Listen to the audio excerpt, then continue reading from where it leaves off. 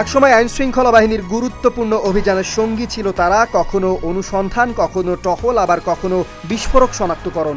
দীর্ঘদিন পালন করেছে নানা অপারেশনাল দায়িত্ব। এবার ঘটেছে সেই কর্মজীবনের ইতি। র্যাবের ডগ স্কোয়াডের 8টি প্রশিক্ষিত কুকুরকে তোলা হয়েছে উন্মুক্ত নিলামে। তালিকায় রয়েছে ডিলন, ডিগবি, ডন, ইভান, এলমা, নেরো, হেইরি জুনিয়র ও উইঙ্ক নামের মোট 8টি কুকুর। এর মধ্যে 5টি ল্যাব্রাডর এবং 3টি জার্মান শেফার্ড জাতের। এদের বয়স 6 বছর 7 মাস থেকে 8 বছর 3 মাসের মধ্যে। প্রকাশিত টেন্ডার বিজ্ঞপ্তি অনুযায়ী নিলামে অংশ নিতে দিতে হয়েছে 1000 টাকা নগদ জামানত। এছাড়া বিক্রিত মূল্যের ওপর দিতে হয়েছে 10% আয়কর এবং 15% ভ্যাট। তবে নিলামে সর্বোচ্চ দর হাঁকালেই যে পাওয়া যাবে কাঙ্ক্ষিত কুকুরটি, এটা নিশ্চিত নয়। বিজ্ঞপ্তিতে স্পষ্টভাবে বলা হয়েছে, কোনো কারণ দর্শানো ছাড়াই কর্তৃপক্ষ যে কোনো দর গ্রহণ বা বাতিল করতে পারে। আমি ডগ অনেক বছর ধরেই পারি, বাট আলটিমেটলি হচ্ছে গিয়ে এই K9 ডগ বা ট্রেন ডগগুলো ছিল না। তো রাতে যে পড়তে আমার খুব ইন্টারেস্ট লাগলো। তো খুব রাতেই দেখি, অলমোস্ট রাত হচ্ছে 12টা-1টা দিয়ে চিন্তা করি মনে মনে, সকালে উঠে যে দেখবো যে কি করা যায়। তো সকালে আসলাম, এসে দেখলাম যে খুবই সুন্দর আয়োজন। যেই 2টা কুকুর আমি পছন্দ করেছি, ওই 2টাই আমার আর কি ভাগ্যে আসছে। এই নিলামে 2000 টাকা থেকে সর্বোচ্চ 26,000 টাকা পর্যন্ত দর উঠেছে কুকুর ভেদে।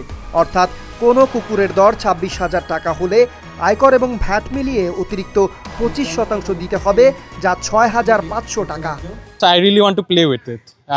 আর যদি বোনাস তো আছে, ইটস ট্রেন্ড, সো গার্ডিং হিসেবেও ইউজ করা যায়, সো দ্যাটস অল। আমাদের এখানে আরেকটা আছে, যার ল্যাব্রাডগ, ওর জন্য একটা নিয়েছিলাম, এরপর আরেকটা। খুব ভালো লাগছে এখন। লোডশেডিং কিংবা ঘরের বাইরের তীব্র গরমে ওয়ালটন রিচার্জেবল ফ্যান থাকলে থাকবে শুধু বাতাস আর বাতাস। দীর্ঘদিন অপারেশনাল দায়িত্ব পালনের পর বয়সজনিত কারণে এসব কুকুরকে ভারী অনুসন্ধান, টহল কিংবা বিস্ফোরক শনাক্তকরণের মতো কঠিন দায়িত্ব থেকে এবার অব্যাহতি দেওয়া হয়েছে। তবে সংশ্লিষ্টদের ভাষ্য, কুকুরগুলো শারীরিকভাবে সুস্থ এবং সাধারণ পোষা প্রাণী হিসেবে এদেরকে পালন করা সম্ভব।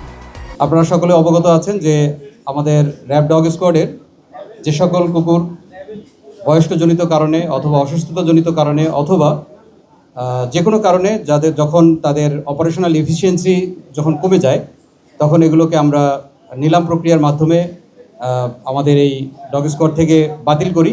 এটি একটি আমাদের নিয়মিত দাপ্তরিক প্রক্রিয়া। এছাড়াও যদি কোনো কারণে এগুলো নিলাম কার্যক্রমে অংশগ্রহণ করে এগুলোকে বিক্রি করা না যায়, তখন আমরা এগুলোকে শান্তিপূর্ণ উপায়ে বধ করা বা যেটাকে আমরা ইউথেনেশিয়া বলি, এইভাবে আমরা এগুলোকে কালিং করে থাকি। তো আজকের সেই প্রক্রিয়ার অংশ হিসেবে আমরা 8টি ডগকে আপনাদের সামনে উপস্থাপন করেছিলাম।